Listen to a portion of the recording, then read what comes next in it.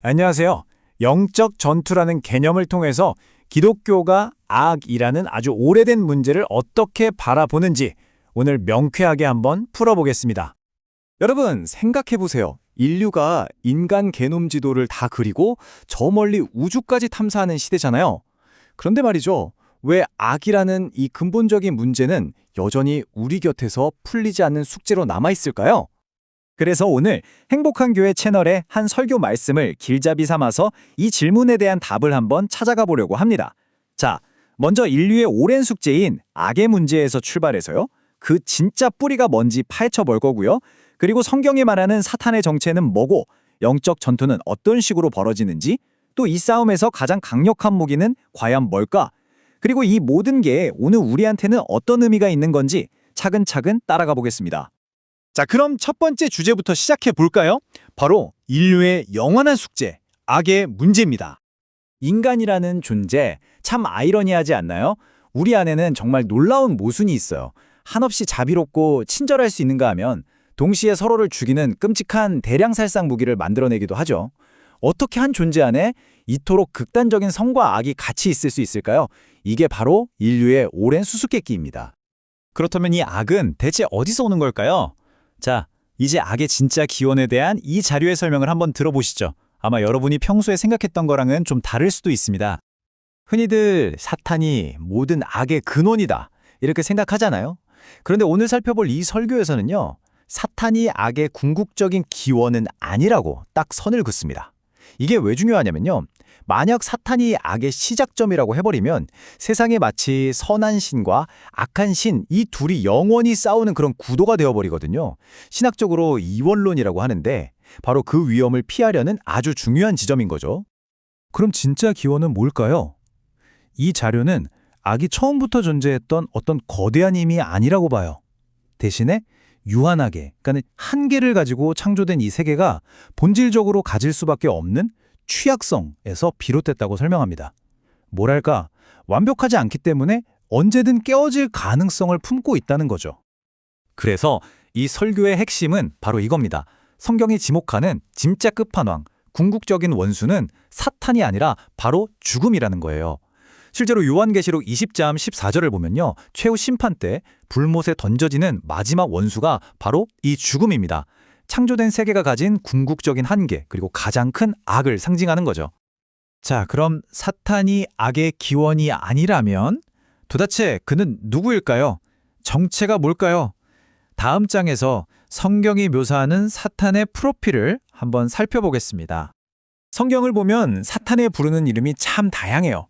하나님의 원수, 그리고 이 세상을 쥐락펴락하는 임금, 또 인류를 속이는 거짓의 아버지이자 결국 죽음으로 이끄는 살인자이기도 하죠. 이 별명들만 들어봐도 그의 성격과 영향력이 얼마나 막강한지 알 수 있습니다. 여기서 정말 중요한 포인트가 있는데요. 사탄은 혼자 움직이지 않는다는 겁니다. 자료에 따르면 그는 아주 거대하고 또 체계적으로 조직된 어둠의 왕국을 이끌고 있어요. 그냥 개인이 아니라 하나의 거대한 시스템, 하나의 세력이라는 거죠. 이렇게 거대한 세력과 맞서 싸우는 영적 전투는요. 크게 두 개의 전선에서 벌어진다고 이 자료는 설명합니다. 첫 번째는 개인적인 전선이에요. 바로 우리 자신의 몸, 우리 마음이죠. 내 삶이 과연 하나님의 성전이 될 것인가? 아니면 끝없는 욕망을 만들어내는 무상 공장이 될 것인가? 이게 바로 내면의 싸움이고요. 두 번째는 사회적인 전선입니다. 이건 우리 바깥의 문제죠. 악에 의해 왜곡될 수 있는 세상의 시스템, 제도, 법, 그리고 문화, 바로 이런 것들을 상대로 한 싸움입니다. 이 사회적인 차원의 싸움을 아주 잘 보여주는 예가 성경에 나와요. 바로 군대 귀신 들린 자 이야기인데요. 여기서 군대라고 번역된 단어가 레기온이거든요. 근데 이게 그냥 많다는 뜻이 아니었어요. 당시 로마 군대의 공식 편제, 그러니까 최대 6,000명으로 이루어진 군단을 가리키는 아주 구체적인 군사 용어였습니다. 이게 뭘 의미할까요? 정말 놀랍습니다. 예수님이 하신 일이 단순히 한 개인을 귀신에게서 해방시킨 걸 넘어서는 거예요. 그건 당시 사람들을 억압하던 로마 제국이라는 거대한 시스템, 그 제국주의라는 거대한 귀신에 맞선 상징적인 저항행위이기도 했다는 거죠. 개인의 치유가 사회적 저항과 연결되는 순간입니다. 자, 이렇게 개인적이면서 동시에 사회적인, 다차원적인 적과 우리는 어떻게 싸워야 할까요? 그 해답은 아마 우리가 생각하는 것과는 좀 다를 겁니다. 아니, 사탄이 이렇게 강력하고 조직적이라면 평범한 개인이 어떻게 이길 수 있겠어요? 그쵸? 바로 이 질문이 영적 승리의 진짜 의미가 뭔지에 대한 이 설교의 핵심으로 우리를 이끌어갑니다. 많은 분들이 영적 전투라고 하면 뭔가 신비한 능력 대결, 막 방언하고 예언하고 이런 초자연적인 파워 게임을 떠올리기 쉬워요. 하지만 이 자료는 그게 아니라고, 오히려 그게 잘못된 접근일 수 있다고 지적합니다.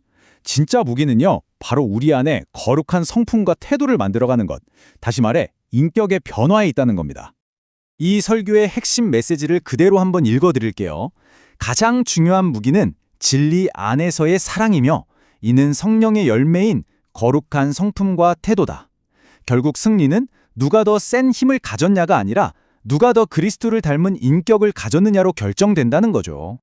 자, 그럼 이 개념을 오늘날 우리 현실로 한번 가져와 볼까요?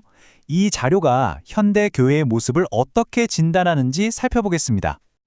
이 자료는 교회의 보수와 진보, 양쪽 모두에게 생각해 볼 점을 던집니다. 예를 들어, 보수적인 신앙은 때로 영적 전투라는 말을 정치적인 이념을 위해 사용하면서 반대편을 저주하는 도구로 쓸 위험이 있다는 거예요. 반면에 진보적인 신앙은 사회 정의를 외치다가 정작 개인의 경건이나 기도의 중요성을 놓쳐버릴 수 있다고 지적합니다. 양쪽 다 균형을 잃을 수 있다는 날카로운 통찰이죠. 그럼 어떻게 해야 할까요? 이 자료는 포월이라는 개념을 대안으로 제시합니다. 한자를 보면 재밌는데요. 한계 상황을 감싸 안고 그것을 뛰어넘는다라는 뜻이에요. 개인의 거룩함과 사회적 정의, 이 둘 중 하나를 선택하는 게 아니라 양쪽의 가치를 모두 끌어안고 그 한계를 뛰어넘어서 더 온전한 길로 나아가야 한다는 의미입니다. 결국 모든 이야기는 다시 이 핵심으로 돌아옵니다. 진짜 중요한 질문은 내가 얼마나 강한가, 내가 어떤 능력이 있는가가 아니라는 거죠. 그보다는 내가 지금 진리 안에서 사랑의 성품을 키워가고 있는가, 바로 이 질문입니다. 모든 변화는 바로 내 안에서 시작된다는 강력한 메시지입니다. 이 모든 내용을 마무리하면서 우리 각자에게 이런 질문을 던져보면 어떨까요? 오늘 당신의 삶은 과연 누구의 뜻을 이루는 도구가 되고 있습니까?